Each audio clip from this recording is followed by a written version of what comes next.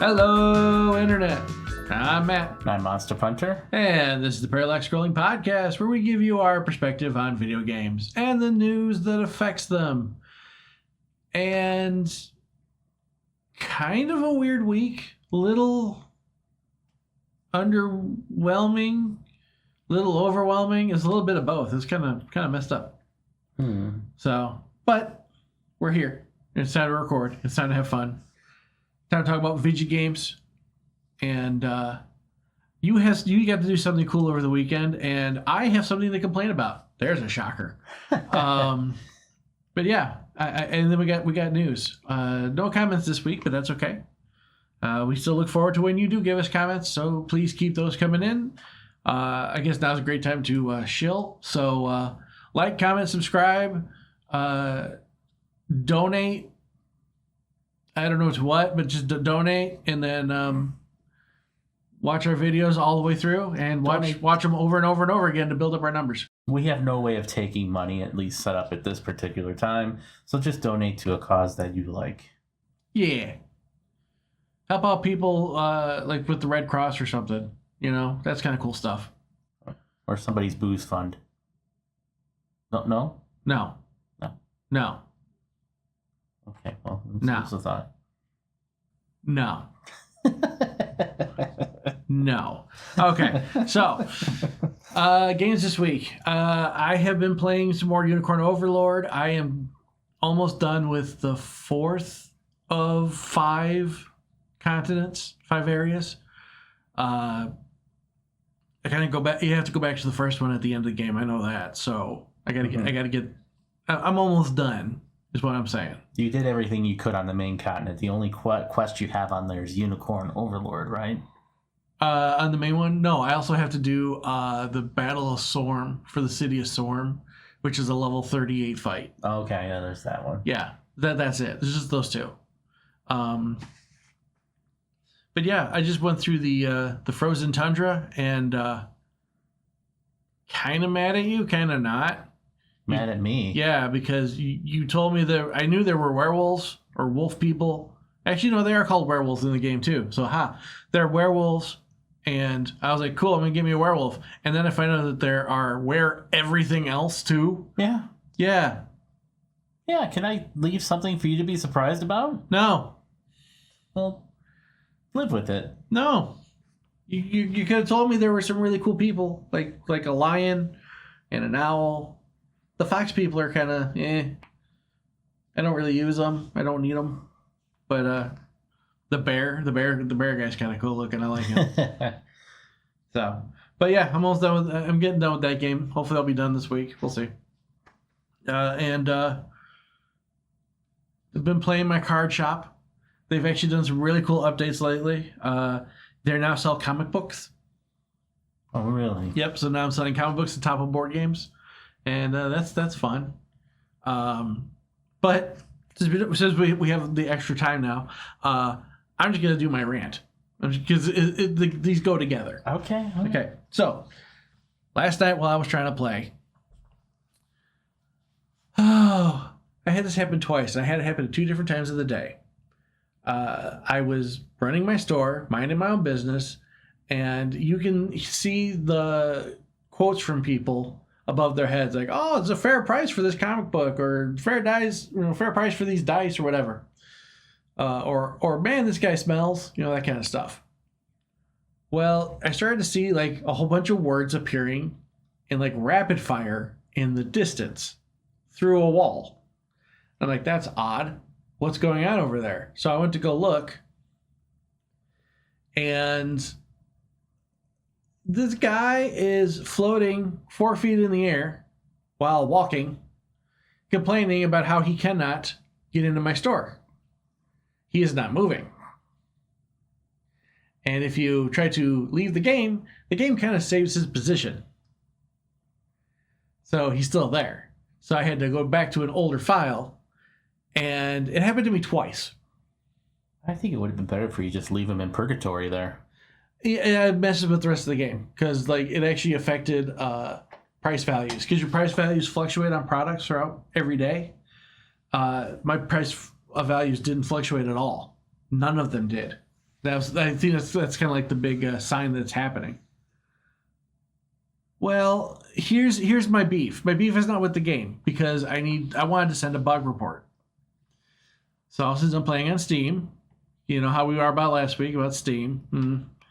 I went to fill out a bug report for them on the discussion section, and I didn't hit the almighty magic Steam overlay screenshot button that they demand you use.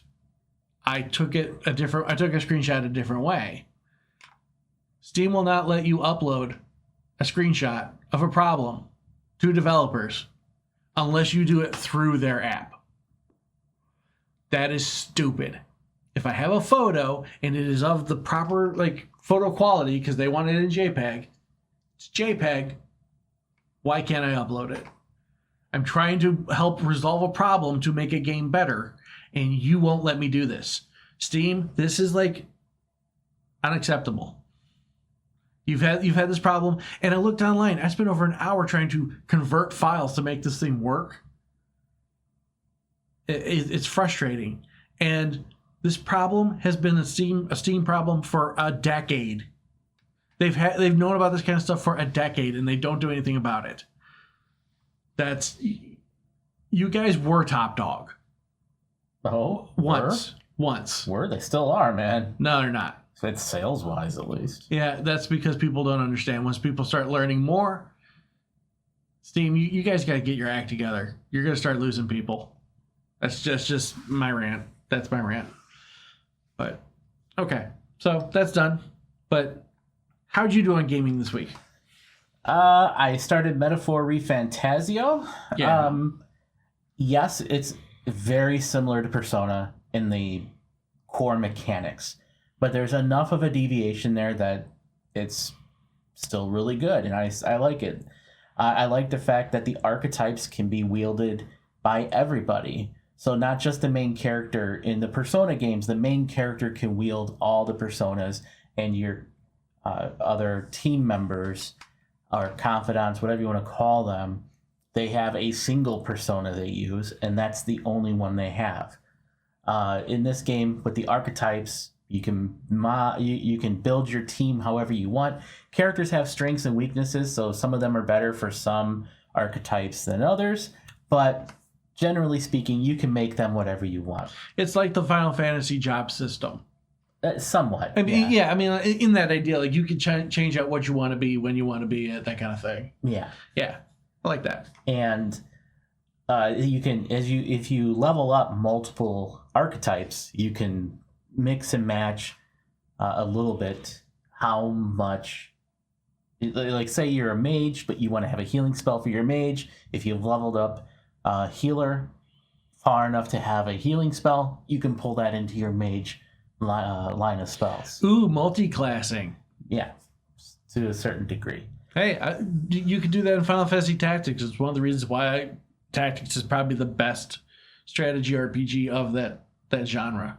Yeah. And that time. Yeah. All I'm going to say is I don't want to give too much away other than it's a lot of political intrigue. And, there is a lot of racial bias going on, even against the main character. So there's those kind of themes in there. So we'll see what happens with it. But the first 10 hours of the game that I've played have been very good, and I look forward to playing more. Nice. The other thing I did is yesterday I went to the Pinball Expo and Video Game Summit in Schaumburg, Illinois. And Illinois is for those of you not of the state. There's no S, okay? I know, but they don't know that, and they say it anyways. I'm calling them out. At any rate, I went to the Video Game Summit last year. I'm pretty sure I talked about it on this podcast last year. And I expected it to be somewhat similar this year. I knew there was the Pinball Arcade Expo going on, but I thought they would be separate areas. And the Video Game Summit only cost $10 to get in last year, which I thought was very reasonable. Mm-hmm. But this year they combined them, and I'll be honest with you, the video game summit part of it was very, very small. Like, not really, it was more of an afterthought compared to the pinball. But because there's pinball there, and you can go in there and it's all free play for the pinball, and they had tons of pinball games from all different eras. There's some that looked like they were from the 50s, 60s, something like that. That's cool. All the way through modern ones. It cost $50 to get in. So it was a big commitment up front to even get in the door. Now, how can you really call that free play? Because you had to pay to get in. I realized almost like people play video games that say they're free, and then in order for you to get extra stuff, you got to pay for it. Or almost like, oh, I don't know, I'm paying for Game Pass, and people saying you get a game for free on Game Pass. It's like, no, you don't. You're paying for Game Pass anyway. Yeah. It's just funny how freely we use the word free on things. Yeah, when they're not actually free. Yep.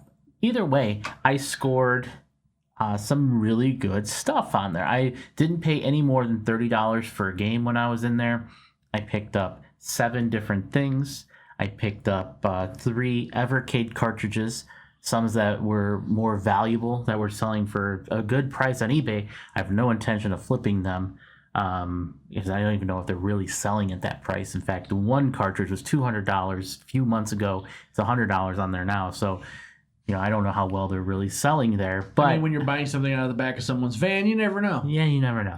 But at any rate, I bought it at a bag, I'll have you know. Because the guy was trying to sell everything as one big lot for $900. And I'm like, would you be willing to sell these separately?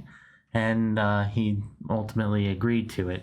But I'm basically 4 or 5 cartridges away from having every Evercade cartridge now. Until they release 100 more in like 2 seconds. But I can keep up with those as they come out. Like, I should have the Legacy of Kain and Soul Reaver cartridge before the end of the month here. Yay! A little late. But you're still going to suck blood from across the screen, and you know it. Well, yeah. I'll do that any time of year. I'm just saying, like, if you're timing that for Halloween, that's just bad timing.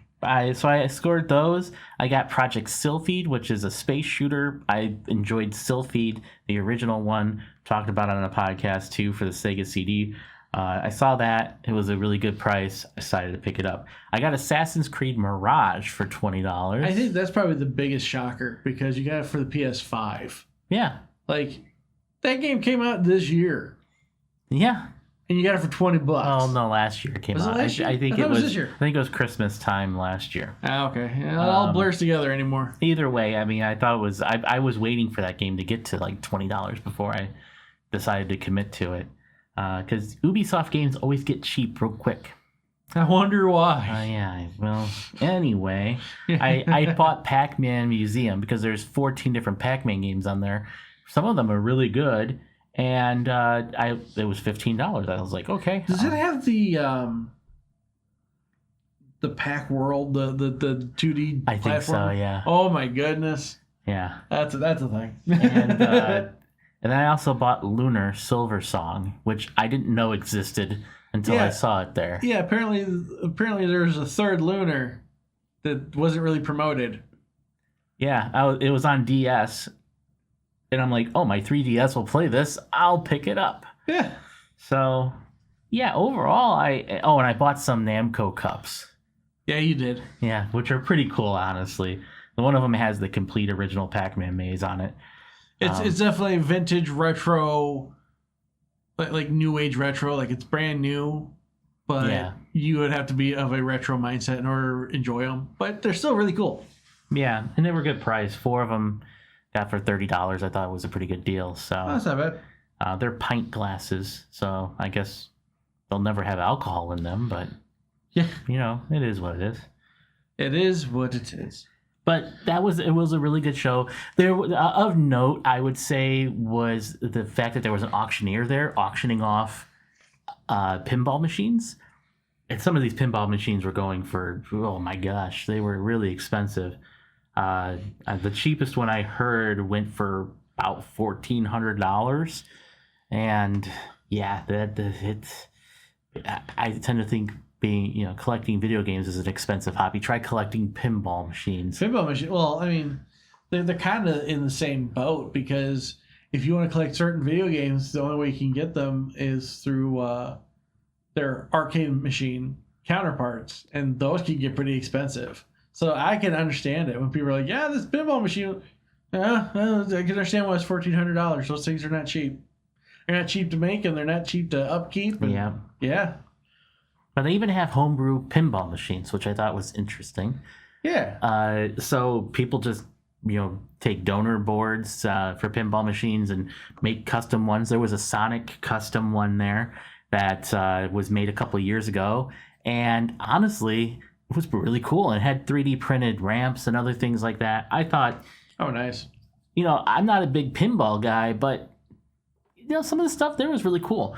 What also, and the one pinball game that actually was intriguing to me was a Venom one. Ooh. And my friend was playing it because he's big into villains. And I'm watching him, and on the screen, it's like, choose your character, basically, or something like that. Yeah. And you could play as one of a bunch of different characters that had the symbiotic, I forget what it's exactly called. The symbiote, yeah. Symbiote on it. So, I mean, you could be Spider-Man. You could be... Carnage. You could be other things like that. There's Antidote. There's a bunch of them. Yeah, even Gwen Stacy was one of them. Yeah. And but depending on who you pick, you get different bonuses for your pinball game. Oh, cool. So I was like, that's actually really cool. I like that. So overall, it was a really cool experience. It's too expensive for my blood to go again if it's going to be held that way, but still really nice. Recommend people at least check it out once. But if you love pinball, my goodness, there's a ton of stuff there. But that was basically what I've done for the past week. Oh, and I guess I should say, if I can't recall if I talked about playing Shin Megami Tensei 5. You did a little bit. Yeah. You made a quick aside last episode. Yeah, I think I'm gonna drop that one. So sometimes that's all you can do. You can't like everything. You can't like everything, and it's okay if you don't. Yeah. So. All right. Well, it's time for news. Time to get some news stories going. And I think we're going to do probably the biggest one that's happened. This one happened like shortly after we recorded, too. So it's kind of like, oh, perfect timing. Thank you for doing this after we recorded. And that is the big Pokemon leak. So what happened was back in August, Game Freak got hacked. And just recently, within the past month, a bunch of information came out from the games, and not only about the games, but about future projects, about employees. Like a lot of employee data was leaked, but there's some interesting things, and there are some concerning things. All right. Mm-hmm. So interesting. They released some code names for stuff that got leaked. One of those being the Switch 2. You know what the code name is for that. The upcoming Gen 10 Pokemon games are currently codenamed Ounce and Gaia, so we have no idea what that's. I think that's just ZA and Z, whatever they're going to call them. But there's also talk of a Pokemon MMO, which explains why Nintendo wants to try and sue Palworld so badly and keep suing them until they can get rid of them because they want to be the only one. But there was talk of a Detective Pikachu sequel, potentially, that didn't come out. More movies for Pokemon, more anime series as well. And that's the interesting stuff. Like, there's also, I think, some schematics for the Switch 2 that were leaked. But the one thing that most people are talking about online, of course they are, is... The basic sentiment is, yeah, now we know why they're called Game Freak. Because some of the behaviors or lore of certain Pokemon were released, and some of them are very alarming. There is... I forget which gen he is, because I'm not a Pokemon person, so don't come at me, because I don't care. I think he's Gen 3. I'm going to say Gen 3. there is a Pokemon that a starter Pokemon that evolves all the way into a creature called Typhlosion. It is a fire aardvark anteater type of guy. Something like that. He's a predator. And not in the way you would think of food. Okay. That's the background they originally wrote for Typhlosion.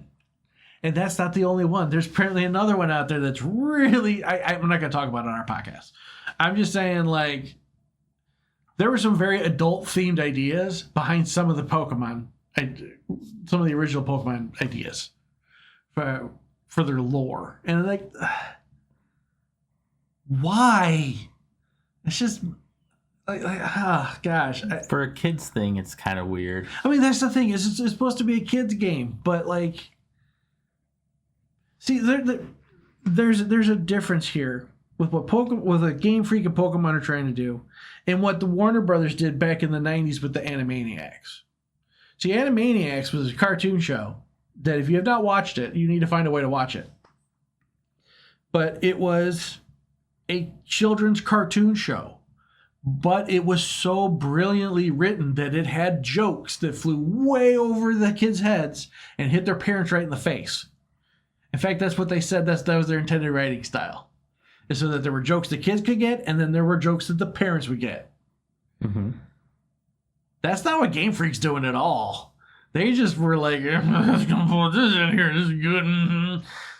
Like, you guys are creepos. You're creepos. Stop it. Stop being weird.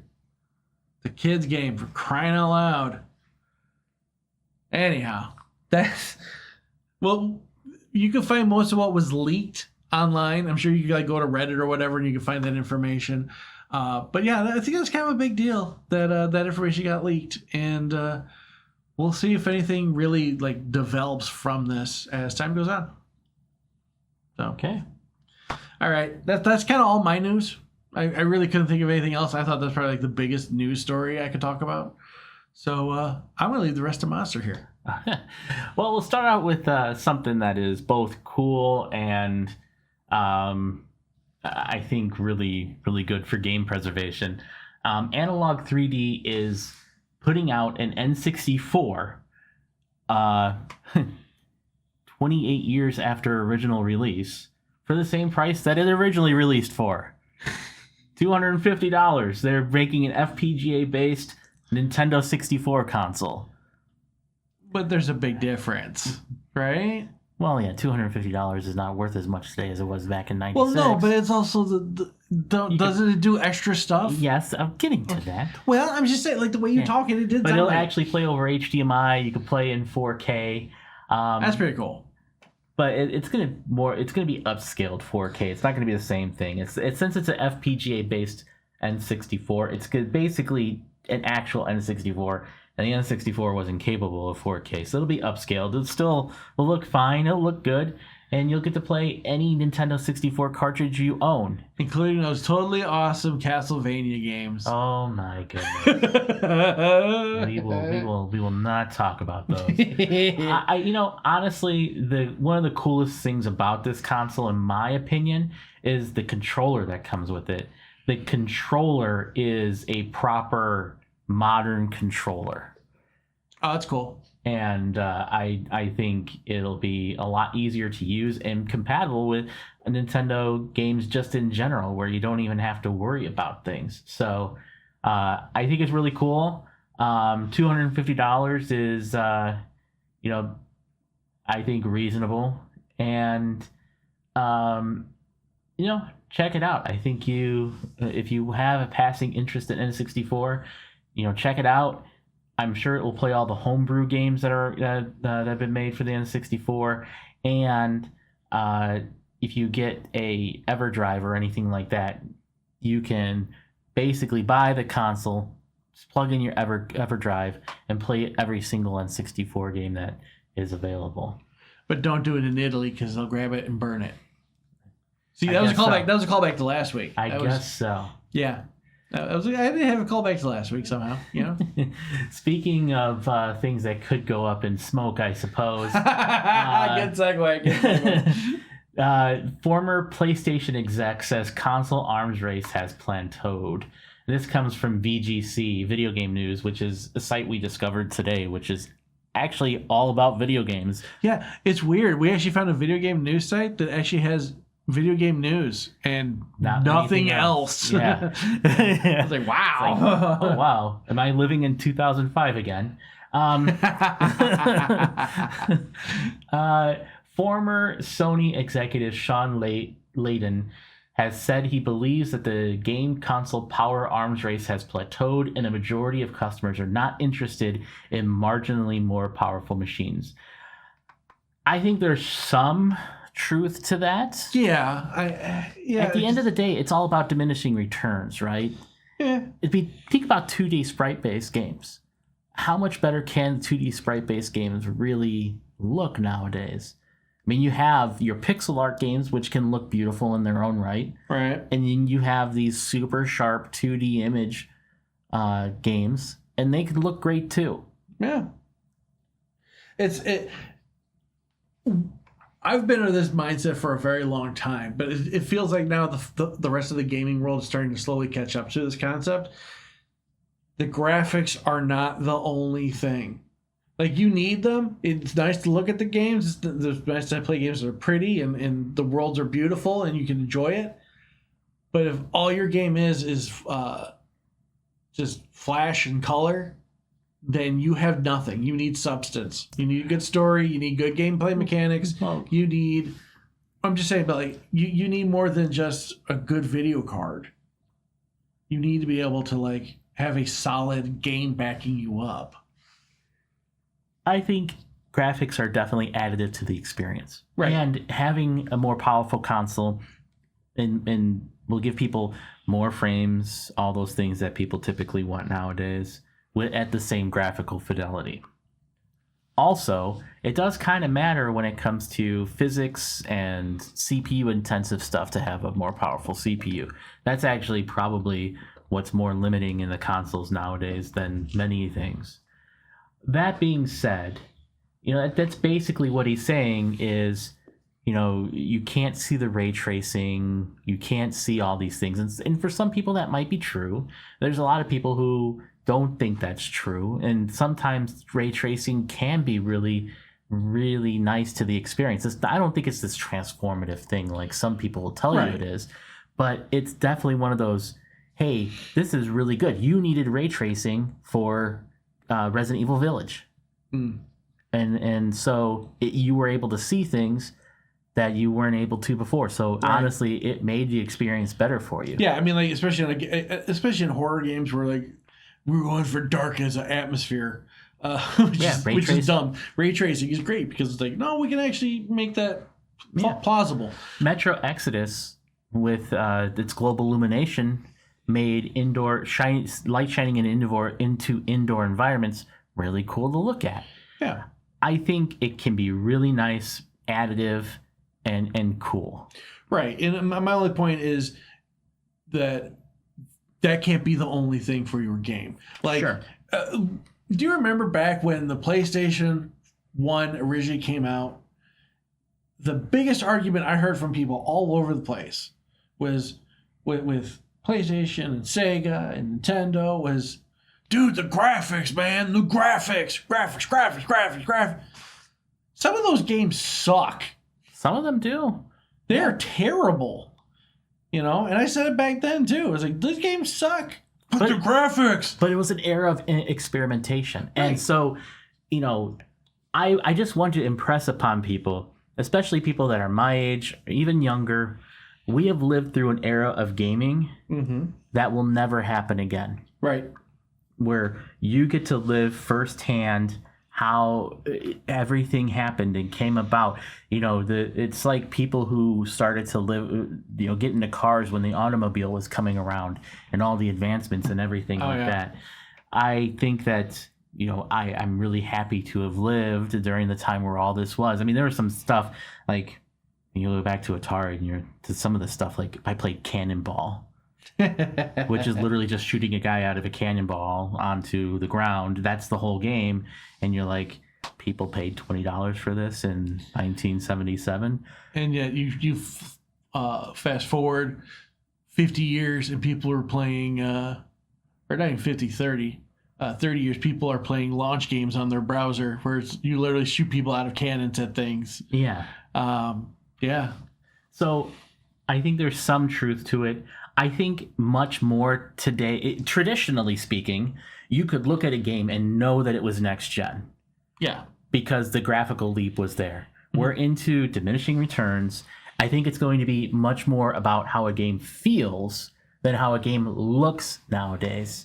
If it's absolutely going to be next gen. And that has been what we're recording this before the PlayStation 5 Pro has launched.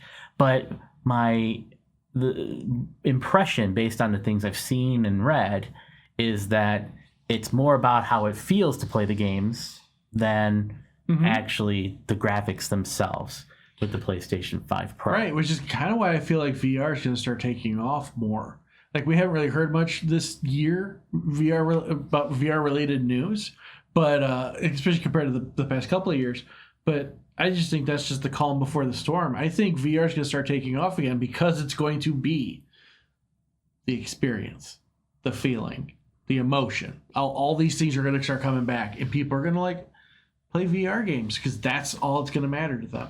Yeah, we'll see. Yeah, but he ends it with. The race is nearly over. You know who won? AMD. I said something similar about the Xbox 360, PlayStation 3 era. Mm-hmm. Yep. It was IBM who supplied the CPUs for the PlayStation 3, the Xbox 360, and I think they also did do the one for GameCube. So when everybody would talk about the console war, I'm like, you know who won the console war? IBM. But AMD supplies the chips for Microsoft and Sony and the Steam Deck and almost all of the handheld PC market that's out there. For now. We'll see. The tides can change at any moment. Sure, but at any rate, they are. Mind, folks. At any rate, they are winning right now. Oh yeah, they're right. That's the same thing. Like, Sony is winning right now. If people want to say that, like, Sony's winning right now. The tides will change. Don't lock in on anything. If you're a fan of video games, you shouldn't care who's on top. You should just care that that's where you're going for the time being. Play good games. Doesn't matter what you play them on. Yeah. Just. Enjoy what you can, where you can, and go from there. I'm not about to tell people they shouldn't play games on a particular thing. You should not play video games on your refrigerator. But you can now. But you shouldn't. Pop wants to get the milk. You need to get out of the way. I wondered if you were going to go there with that joke. I was. You're not playing games on the refrigerator, playing games on the refrigerator. Yeah, there's a big difference between you sitting on top of it with your DS and yeah. Okay, and then the last thing I wanted to talk about here, courtesy of CBR, a person named David Flynn created the 10 most underrated indie games of the past year that deserve some love. I'm not going to go over all these. I just want to point out some that I think would be really good that anybody should check out. I want to check out this Towerborn game, a co-op beat 'em up now. I didn't know this existed. Looks pretty cool. Looks like there's a lot going on. And I think definitely going to give that one a try. It's 1 to 4 players and it's on Xbox and PC. One of the other ones too is this 30XX. I didn't know that this existed. Right. I pointed out to you when you said it. I'm like, yeah, no, this game is great. In fact, its predecessor's pretty awesome too. Back in 2018, they came out 20XX, and game is so much fun. I own it. I have played through it. I love it, and I'm still gonna get 30XX. It's just a matter of time and finances, if it's feasible for me at the moment, because I'd put money into other stuff. But if you like Mega Man and you like roguelites, play it. I'm not the biggest roguelike guy, but 20XX was on sale for $9 on PlayStation Network. I picked it up. I literally picked it up today. So here's the basic premise of the story, and I'm telling Monster as much as I'm telling you guys. For 20XX, the creators of the robots, which is funny, they kind of look like Light and Wily, but they're not. But they make these 2 robots, at least 2, because you can get the DLC and get like other characters. But they make these 2 robots, and then they proceed to test them. So think Portal when I say test. Like, we're going to put you through a bunch of stuff, and if you die, oh well. That's where the roguelike comment comes in, because like they'll constantly comment to you at the end of a stage like, well, you could have done this faster, you should have done, oh dang it, you're still alive, stuff like that. That's really that's how they get the roguelike part behind it. It's just you go and you fight these robots, and you can get power-ups after beating the robots, but you can also find armor sets, and you can find upgrades throughout the stages, and it is a ton of fun. And the roguelikeness allows you to, it enhances the replayability a lot.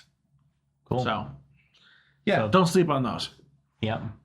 And I think the other one I want to talk about is Bomb Rush Cyberfunk. I have not gotten this yet, but Jet Set Radio. Yeah, Jet Set Radio. It looks really cool. It's kind of expensive compared to some of these other games, but I still think it's worth looking into. And so that's pretty much it. Can we go over the other one? Go up a little more here. We're on the page looking at it as we talk a little more. So Pseudo Regalia.